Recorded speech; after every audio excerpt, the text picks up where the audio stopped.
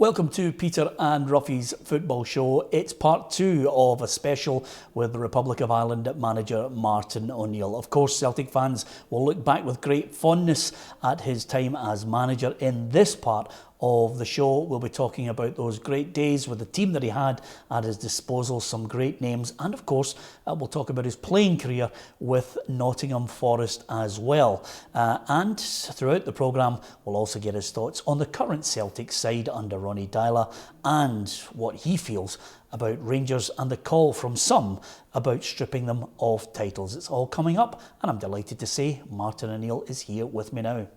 As you well know, I was one of the very, very lucky people to be in Brian Clough's company and sit down and have a chat with him, and he talked about yourself, talked about John Robertson and those great days. Of course, there's now a movie out. Has it changed you guys? Well, I'm because the movie came out and the premiere of the movie came out. I believe in miracles. I think it is that I was with the Republic team, and I think it was in Poland the day that all the lads got together. At this moment, I haven't even seen it yet. You would think that they would have sent me a DVD by now, you know. Considering I was a contributor to the film. You'll never believe this. I'm hoping it's in my Christmas stocking. That's first and foremost. I, a couple of weeks ago, was in the company of one of your teammates, John McGovern, and he mentioned, he'd been round the houses with Brian Clough, but when he looked at Nottingham Forest, when he eventually came with Peter Taylor, the names that he was mentioning, just they run off the tongue. Did you sense, even as a player then, it was going to be something special? Well, I probably did feel that because in my early days at Nottingham Forest, he was only 15 or 17 miles down the way at Derby County, he being Brian Clough. They won the championship. Derby County had a really good team. Brian Clough used to resign every single week at Derby, never expecting Mr. Longson, the chairman, to ever accept the resignation. What happened? One day he accepted the resignation, and Clough couldn't believe it. And so he left Derby County. Along came Dave Mackay, who was a fantastic figure. He was my manager for a year at Nottingham Forest, left to go to Derby. And I think Dave Mackay was the only person managing in Europe that could have taken over from Brian Clough and gone and won the championship. Well, I was going to say to you, when you think about it, John Robertson, Kenny Burns, Archie Gemmell in there as well. When I say two Scotsmen, I was talking about John Robertson, and I've already mentioned Brian Clough, but I was talking about John Robertson and Dave Mackay. Yeah, I mean, to be fair, you guys, 2 European Cups, will it ever happen again? Well, Peter, so far in this interview, you've been very nice to me, which is not the case when I was manager at Celtic. In fact, you were a belligerent, twisting, well, I shall not find the noun to describe you. So I don't know what's come over you. Are you a changed man? Are you just being nice to me because I thought you did well one day when you were comparing a show that I was at?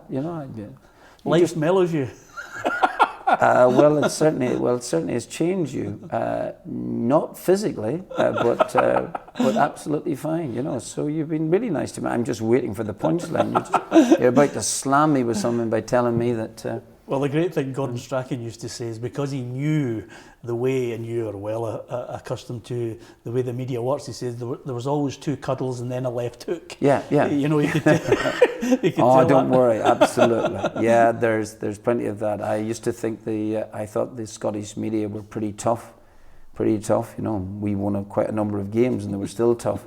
But Irish boys are giving them a run for their money. Yeah, absolutely. Well, I'm going to ask you, from those days of Nottingham Forest and all the experience you gained as a manager to get you where you are now, Celtic seems a million miles away from that. People look back with great affection on your team and your time there now because it seems such a distant memory. I think obviously the money situation has created a bit of a crisis there, or the lack of money for a start. And naturally then with the Rangers being demoted for financial irregularities and things like this here. So the SPL needs a very strong Celtic and it needs a strong Rangers. And I was very, very lucky, because when I went there in the year 2000, Rangers, for instance, were spending £12 million on likes of Toriandri Flo, and we had some money ourselves, not the type of money that they seem to think that we had, but and Mark Viduka was leaving for £6 million. I replaced him with Chris Sutton for £6 million, who formed a fantastic partnership with Henrik Larsson, and we signed some very good players, Lennon, Thompson, people like this are really good players. Obviously, we had young Stilian Petrov, we had Paul Lambert, we had the majestic Henrik Larsson, Malby, people like this here, dotted all round about the place. So, very, very strong side that proved its worth. And I suppose maybe people yearn for those days again. Those people who are just too young to remember, to have not seen the great Jock Stein side. And so we were trying to follow on from that there. That's the best side that Celtic have ever had. But at least our side could live in their right shoulder anyway. And no surprise to you that there's a massive argument going on at the moment with Rangers, with the EBT battle that's going on, and people saying that they should be stripped of titles. It was right in the middle of your time as manager. It's a point. Listen, who was to know at the time? I personally speaking, regardless of whether there were irregularities going on there, I wouldn't take any great consolation over that.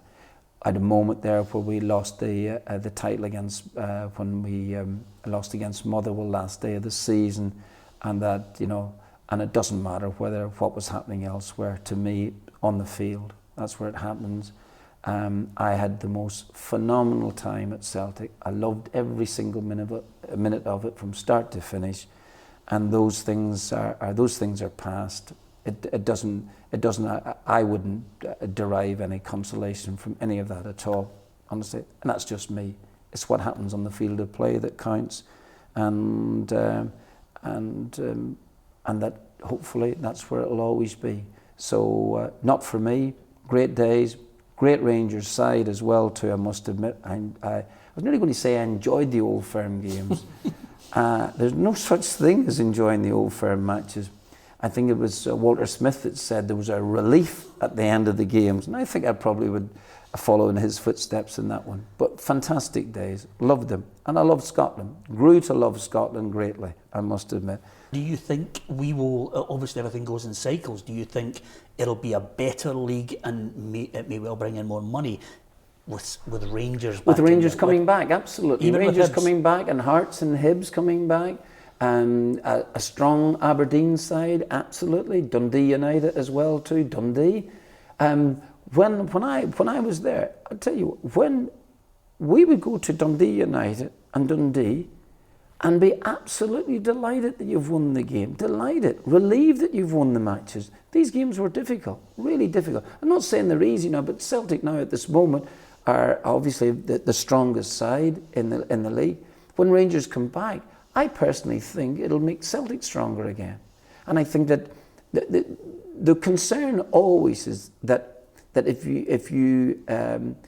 weaken it badly enough, then you probably might find a wee bit of difficulty competing against the sides in Europe, the qualification games for the Champions League and things like that. That's when it becomes difficult. I was always concerned about those games, qualification or otherwise.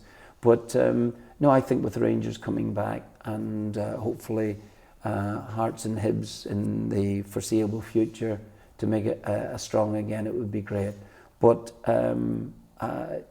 it probably needs some sort of financial input somewhere along the way. And do you have sympathy for the predicament that the current manager finds? Because he can win domestically, as you mentioned, but he can't buy a win in Europe. Yes, of course you have sympathy with him. You want to compete in European football. You want to be getting into the Champions League. You want to go against Juventus and Bayern Munich and Barcelona and Real Madrid and drawn, and you want the fans to get excitement again for those matches. Those European nights during my time there was something extraordinarily brilliant, as were the Rangers games as well too. But that didn't mean some other nights weren't great as well. So it'd be nice to get that back again, get that feel-good factor back at the club, and hopefully in time that will develop. Join us after the break for the final part of this football special with Martin O'Neill. We'll talk about the Republic in the European Championships to finish, and of course we'll get his thoughts on the current Celtic side and whether he's going to return to club management one day. It's all coming up in the next part of this football special with the Republic of Ireland manager Martin O'Neill. From the point of view of the team that you mentioned, I've spoken to a number of them from those great days. Henrik, I think he's maybe watched the UEFA Cup final once. Have you ever cast your eye over it before? The answer is no. Funnily enough, I was on holiday just last summer, and I was a day or two in an Italian hotel. By pure fluke, they were showing the game. Now, I only came in about a couple of minutes before extra time set in, and that's the first time I've ever seen it. And of course, obviously, appalled at the goal that we've conceded in extra time. Then Bobo Baldi getting sent off in the match, and I suppose I did watch it when the goalkeeper Victor Baia goes down, and he spends about 12 minutes down there for a sore shin. And I thought genuinely that there was going to be a helicopter come and collect him and take him to the nearest hospital in Seville for that severe injury he had, where he had at least 4 doctors looking at him when there was absolutely and utterly nothing wrong with him. And that sort of wasting of time, taking it up, just galled me more than anything else. But we got beaten in the game. Larsson was fantastic in the match, and it's a game we should have won. Is that the lowest point in your career? Yeah, that was. We had to go. We played an extra time that night on the Wednesday evening, and then we had to go Sunday. We had extra time in that match. It was in boiling conditions. The great fans that turned out, we had 70-odd thousand descend upon Seville for the game. And then we had to go to Kilmarnock and score an extra goal to what Rangers were doing at home to Dunfermline, and we had to go to Kilmarnock and better their result, and we have scored 4 away from home in Kilmarnock. We've missed a penalty as well too in the game, and Rangers beat us by 1 goal, and that was disappointing. Naturally disappointing, but we go and win the league the next season by about 20 points or something like that. And but if you're asking me disappointing moments, that moment in Seville, obviously, and the Motherwell game when we should have won about 8 and didn't do, and consequently handed the title to Rangers. But it wouldn't. Yes, it'll dull the senses and it knocks you a bit. But eventually, when I look back on it, I had a wonderful time at Celtic. And would only change the occasional moments, which I've just told you about. Would you ever go back? Where? To Celtic? I think that the torch has passed and it's passed on. Young Lennon took up the cudgels there and did very, very well as well too. And Gordon did well, and so I always think it's in capable hands. Yeah, and you're 63. You're the Republic of Ireland manager. I'm very young still. I feel as if I'm 30. I feel as if I'm your age and I actually look better than you. And the great thing about that, let me pick up on that point then, is there's still club management in you. Yeah. Who knows what might develop. You know what I want to do now, Peter, generally, or genuinely. I really want to look forward now to the Euros coming up. I really want to put some time and effort into it, and actually try and enjoy maybe the lead up to it, and that I want. When it obviously comes in to do battle, it's a totally different ball game, and I'll have different mindset. But I want to enjoy it at least for a while, and I'll start thinking about it. I suppose maybe sometime after Christmas. Probably Boxing Day. But you still feel there's a long road that can take you. I mean, you mentioned the hankering for the day-to-day. Yeah, I think that's something when you've been managing now for 20 years, I think, and you've been a day-to-day manager essentially, I think that is something that even Managers who are managing at international level, both younger and older than me, feel it's something that they find hard to get used to. And even after 2 years in the job, don't get me wrong, I love it. But there are moments you think, where the players don't belong to you except for that little period of time that you have them, and you are trying to get your ideas across to them. You're trying to get all the little points that you feel are important to try and win a game over to them, and like anything else, your life is in their hands. You were at a time where you mentioned there the pressures that came with being a manager. Celtic, Aston Villa, Sunderland. It seems more intense down south now with the money that's involved. There's Jose Mourinho, one of the guys that people quote as one of the best managers in the world, suddenly finds himself, on the edge of losing his job. Yeah, but that's management. Jose had not experienced a run like this in his managerial career, and even the great Sir Alex Ferguson had experienced really poor moments at Manchester United where the crowd were baying for his blood, and sometimes you just need a little bit of luck to change things round. It's happened in reverse in that sense to Jose. He's finding it tough, having won the league the previous year. No one would have expected Chelsea to have lost, 9 games so far in the Premier League. But it is part of management. He has been successful in his career. He's finding it tough at the moment.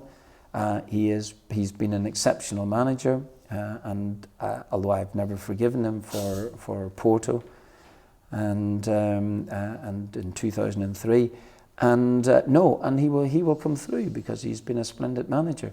But that is part of that's part of the game. You have to overcome these things. What I think is happening more so than ever is less and less time than before.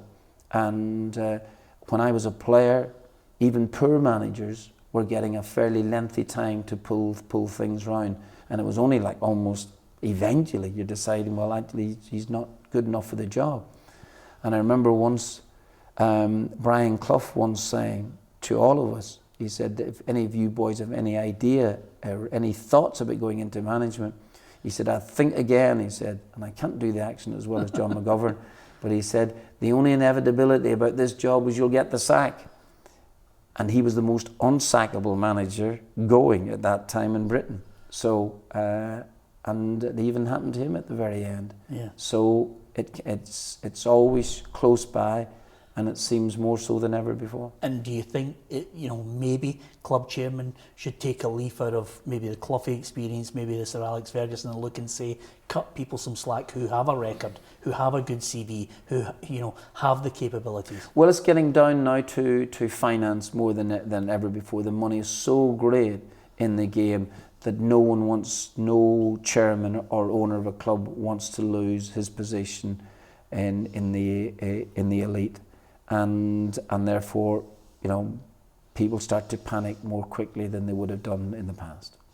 I'm going to finish where I started, Republic of Ireland. What is achievable? What do you want to happen? What would you like to happen with the assessment of the squad that you have? What would I like to have? I know you'd love to win it. Yes, yeah. You're asking me this question here about before Christmas, when I've kind of wound down a little bit.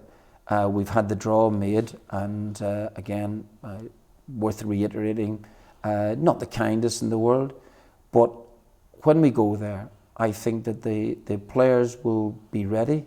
Hopefully we will be physically and mentally tuned into it. I would like, if it's at all possible, and this is in the lap of the gods, that our best players that we've got some very fine players that I've mentioned to you before, are fit and available to play. And I just hope that come the opening game against Sweden, that we will get great support. So will Sweden, but we will get fantastic support in Paris that particular evening. And I hope that we can feed off that feel-good factor that the fans will have. And let's see where we go. Yeah. Well, listen, it's been an absolute joy. I'd love to be there in France with you. I'm sure Well, I'm actually quite pleased that you're not, because I assume if it's a 50-50, if you were there, there's a fairly decent chance that we wouldn't have been. So no, and you will just have to stay and not necessarily cheer us on from afar, which I'm sure you won't, but at least think about us occasionally, you know? Yeah, we will do. Listen, Martin, all the very best. I hope you have a great Christmas, and I hope you do really well in the tournament. That's very kind of you, Peter. Thank you very much indeed. No. I hope you enjoyed watching Martin O'Neill in our football special. There's a lot more to come on the Peter and Ruffy Football Show over the festive season. Coming up, I'll have a chat with one of only 3 Scots to lift the European Cup as a captain. John McGovern of Nottingham Forest goes back over his playing career with some wonderful stories about Brian Clough, John Robertson and the aforementioned Martin O'Neill. We're also in the company of 2 Hibs legends. Alec Cropley and John Blackley talk me through the great days at Easter Road in the early 70s.